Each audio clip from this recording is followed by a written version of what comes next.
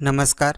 आज आपण मतदार यादीचे विशेष सखोल पुनर्निरीक्षण कार्यक्रम SIR 2026 मधील इन्युमरेशन फॉर्म फिलिंग कसं करावं याविषयी माहिती पाहणार आहोत. चला तर मग सुरू करूया. आपल्याला अशा पद्धतीने इन्युमरेशन फॉर्म दिलेला आहे. तो फॉर्म आपल्याला मतदाराकडून फिलअप करून घ्यायचा आहे किंवा मतदाराकडे असा फॉर्म आल्यानंतर तो कसा भरावा याची माहिती पाहूया. सर्वप्रथम असा फॉर्म आल्यानंतर वरती या ठिकाणी आपल्याला आपल्या BLOचं नाव आणि मोबाईल नंबर या ठिकाणी दिलेला असेल. त्यानंतर हा दुसरा जो भाग आहे या ठिकाणी मतदाराचे नाव असेल, त्याचा पत्ता वगैरे सगळं माहिती या ठिकाणी दिलेली आहे. त्यानंतर मतदाराचा अनुक्रमांक यादी भाग क्रमांक या ठिकाणी असेल. त्यानंतर या ठिकाणी QR कोड आहे जो स्कॅन केल्यावर सर्व माहिती मतदाराची दिसेल. तसेच या ठिकाणी मतदाराचा पूर्वीचा फोटो आहे आणि या ठिकाणी आपल्याला मतदाराचा आत्ताचा पासपोर्ट फोटो या ठिकाणी चिकटवायचा आहे. त्यानंतर खाली हा पहिला भाग आहे, त्यानंतर हा दुसरा भाग आहे आणि त्यानंतर हा तिसरा भाग आहे. अशा पद्धतीने हे 3 भाग आहेत. वरती एक किंवा दोनपैकी एक भाग आपल्याला भरायचा आहे. हे तीनही भाग आपण कसे भरायचे याविषयी माहिती बघूया. सर्वप्रथम आपल्याला हा जो पहिला भाग दिलेला आहे हा कोणी भरायचा तर मतदाराचे स्वतःचे 2002च्या यादीत, म्हणजे जर 2002च्या यादीत आपले नाव असेल किंवा मतदाराचे नाव असेल तर हा फॉर्म भरायचा आहे, म्हणजे त्याचे मॅपिंग झालेले असल्यास हा भाग भरायचा आहे. हा भाग कसा भरायचा तर बघूया. या ठिकाणी मतदाराचे नाव टाकायचे आहे, या ठिकाणी ओळखपत्र क्रमांक टाकायचा आहे, या ठिकाणी नातेवाईकाचे नाव टाकायचे आहे, या ठिकाणी नाते टाकायचे आहे, त्यानंतर जिल्हा, राज्य, मतदारसंघाचे नाव, त्यानंतर या ठिकाणी मतदारसंघ क्रमांक, यादी भाग क्रमांक आणि अनुक्रमांक, ही सर्व माहिती 2002च्या यादीच्या नुसार या ठिकाणी द्यायची आहे, ज्यांचं मॅपिंग पूर्ण झालेलं आहे. उदाहरणार्थ बघूया. नमुना भरलेला फॉर्म.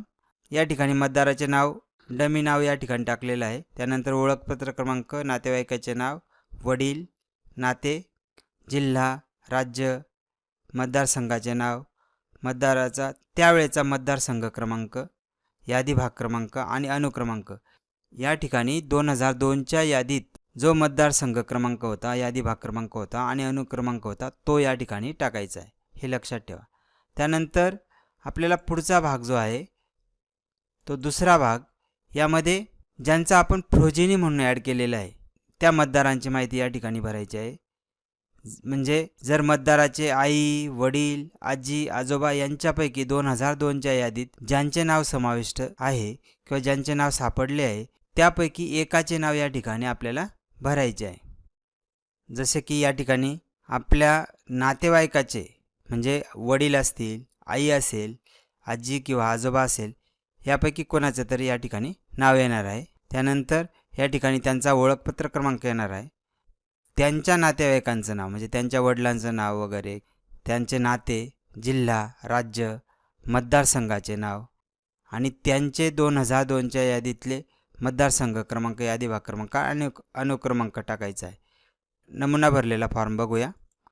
जसे की या ठिकाणी आपल्या नातेवाईकाचं नाव टाकलेलं आहे, त्यांचा ओळखपत्र क्रमांक, त्यांच्या वडिलांचं नाव लिहायचं आहे, नाते वडील, जिल्हा नाशिक, राज्य महाराष्ट्र आणि 2002च्या यादीतला मतदारसंघ क्रमांक, यादी भाग क्रमांक आणि अनुक्रमांक या ठिकाणी लिहिलेला आहे. म्हणजे या 2 भागांपैकी आपल्याला एकच भाग भरायचा आहे. ज्यांची स्वतःची मॅपिंग झालेली आहे त्यांच्यासाठी इकडचा भाग आणि ज्यांची प्रोजेनी ॲड केलेले आहे त्यांच्यासाठी इकडचा भाग. त्यानंतर तिसरा जो भाग आहे तो सर्व मतदारांसाठी भरायचा आहे. ज्यांचे नाव 2002च्या यादीत आहे, ज्यांचे 2002च्या यादीत नाव नाही किंवा ज्यांचं 2002च्या यादीत मॅपिंग झालेलं नाही, अशा सर्व मतदारांसाठी हा फॉर्म भरायचा आहे. या ठिकाणी मतदाराची जन्मतारीख टाकायची आहे, त्यानंतर आधार क्रमांक ऐच्छिक आहे, त्यानंतर मोबाईल नंबर, वडिलांचे नाव, वडिलांचा ओळखपत्र उपलब्ध असल्यास तो लिहायचा आहे, आईचे नाव, आईचा मतदार ओळखपत्र क्रमांक, पतीचे किंवा पत्नीचे नाव जर लागू असल्यास, महिला मतदाराच्या बाबतीत या ठिकाणी आपल्याला पतीचे नाव या ठिकाणी लिहावं लागेल. पती किंवा पत्नीचे ओळखपत्र उपलब्ध असल्यास या ठिकाणी लिहायचं आहे. हा जो तिसरा भाग आहे हा प्रत्येक मतदाराची स्वतःची माहिती या ठिकाणी भरावायची आहे. ज्याचे नाव 2002च्या यादीत आहे त्यांनी हा भरायचा आहे. ज्यांचे नाव 2002च्या यादीत नाही त्यांनी प्रोजेनी म्हणून आपल्या आजी आजोबा आई वडील यांची माहिती भरलेली आहे त्यांनीसुद्धा हा फॉर्म भरायचा आहे. आणि ज्यांचे 2002च्या यादीत काहीच डिटेल्स सापडत नाहीत त्यांनीसुद्धा हा फॉर्म भरायचा आहे. म्हणजे प्रत्येक मतदाराने हा भाग भरायचा आहे. नमुना भरलेला फॉर्म बघूया. जसे की या ठिकाणी जन्मतारीख टाकलेली आहे. अशा पद्धतीने जन्मतारीख भरायची आहे. त्यानंतर आधार क्रमांक या ठिकाणी 4-4च्या गटाने टाका म्हणजे समजण्यास सोपं जाईल. त्यानंतर मोबाईल क्रमांक, मतदाराच्या वडिलांचे नाव, लग्न होऊन आलेली स्त्री असेल तरीसुद्धा या ठिकाणी वडिलांचे नाव लिहायचे आहे.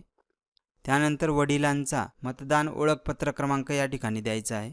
त्यानंतर या ठिकाणी आईचे नाव टाकायचे आहे. आईचा मतदान ओळखपत्र क्रमांक असेल तर तो या ठिकाणी टाकायचा आहे. लग्न होऊन आलेली महिला असेल तर त्या ठिकाणी पतीचे नाव या ठिकाणी लिहायचे आहे. त्यानंतर पतीचे मतदान ओळखपत्र क्रमांक असेल तर तो या ठिकाणी टाकायचा आहे. अशा पद्धतीने ही माहिती फिलअप करायची आहे. लक्षात ठेवा ही माहिती प्रत्येक मतदाराची भरायची आहे. त्यानंतर या ठिकाणी खाली मतदार असेल त्याची स्वाक्षरी करायची आहे किंवा कुटुंबातील कोणत्याही प्रौढ व्यक्तीने जरी या ठिकाणी स्वाक्षरी केली तरी चालणार आहे. त्यानंतर ऑथोराइज मतदान केंद्रीय अधिकारी यांनी या ठिकाणी स्वाक्षरी करायची म्हणजेच BLO यांची स्वाक्षरी या ठिकाणी करायची. अशा पद्धतीने हा फॉर्म पूर्ण भरायचा आहे आणि तो आपल्या BLOकडे द्या. BLOनी भरून घेतला असेल तर BLOनी मतदाराकडून कलेक्ट करा. त्यानंतर या प्रपत्राच्या पाठीमागे गणना प्रपत्रासाठी माहितीपत्रक या ठिकाणी दिलेलं आहे.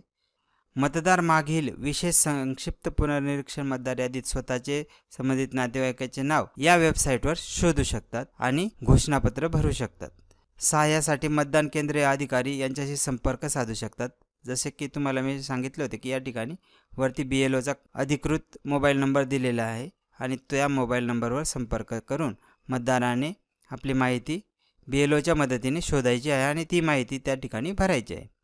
आणि जर मागील 2002च्या यादीत तपशील उपलब्ध नसल्यास किंवा डेटाबेसशी जुळत नसल्यास नोंदणी अधिकारी यांच्याकडून नोटीस निर्गमित करण्यात येईल. ही नोटीस प्राप्त झाल्यानंतर मतदारांनी खालीलप्रमाणे कागदपत्र सादर करणे आवश्यक राहील. आता हे कागदपत्र कोणते आहेत ते बघूया. जर मतदाराचा जन्म 1/7/1987 पूर्वी भारतात जन्म झाला असल्यास त्याला स्वतःकरिता जन्मतारीख किंवा जन्मस्थळ सिद्ध करण्यासाठी एक कागदपत्र लागणार आहे. कागदपत्रांची यादी त्याच्या खाली दिलेली आहे फॉर्मच्या. त्यानंतर ज्यांचा जन्म 1/7/1987 ते 2/12/2004 दरम्यान भारतात जन्म झालेला आहे त्यांना स्वतःची जन्मतारीख जन्मस्थळ सिद्ध करण्यासाठी एक कागदपत्र सादर करणे आवश्यक राहील. त्यानंतर आई किंवा वडील यांचे जन्मस्थळ सिद्ध करण्यासाठी एक कागदपत्र आवश्यक राहील. त्यानंतर ज्यांचा जन्म 2/12/2004 नंतर भारतात झालेला आहे त्यांच्यासाठी स्वतःचं जन्मतारीख जन्मस्थळ सिद्ध करण्यासाठी एक कागदपत्र सादर करावे लागेल. त्यानंतर वडिलांचे जन्मतारीख जन्मस्थळ सिद्ध करणारे एक कागदपत्र सादर करावे लागेल. त्यानंतर आईचे जन्मतारीख जन्मस्थळ सिद्ध करणारे एक कागदपत्र सादर करावे लागेल. किंवा पालकांपैकी कोणीही भारतीय नागरिक नसल्यास मतदाराच्या जन्माच्या वेळी संबंधित व्यक्तीने वैध पासपोर्ट किंवा व्हिसा काढला असेल तर त्याची एक प्रत सादर करावी लागेल. भारताबाहेर जन्म झाला असल्यास विदेश स्थित भारतीय दूतावास मिशन यांनी जारी केलेले जन्म नोंदणीच्या पुराव्याची प्रत जोडावी लागेल. आणि नोंदणीकरण नागरिकांद्वारे भारतीय नागरिकत्व प्राप्त केले असल्यास नागरिकत्वाची नोंदणी प्रमाणपत्राची प्रत या ठिकाणी आपल्याला जोडावी लागणार आहे. अशा पद्धतीने कागदपत्र आपल्याला सादर करावे लागणार आहे. आता ते कागदपत्र कोणते आहेत ते पाहूया. या ठिकाणी कागदपत्रांची सूचक यादी या ठिकाणी दिलेली आहे, पाहू शकतात. आता यामध्ये हे 11 कागदपत्र गव्हर्नमेंटने अप्रूव्ह केलेले आहेत. यापैकी आपण योग्य ते कागदपत्र सादर करायचे जन्मतारखेनुसार. तसेच आधार कार्ड ओळखपत्र पुरावा म्हणून स्वीकारले जाणार आहे. अशा पद्धतीने आपल्याला कागदपत्र सादर करायचे आहेत. धन्यवाद. अशा प्रकारचे SIR संबंधित पुढे येणारे मार्गदर्शक व्हिडिओ पाहण्यासाठी आजच आमचे चॅनल सबस्क्राईब करा. व्हिडिओ आवडल्यास व्हिडिओला लाईक करा व शेअर करा. पुन्हा भेटूया पुढील व्हिडिओत. तोपर्यंत बाय बाय.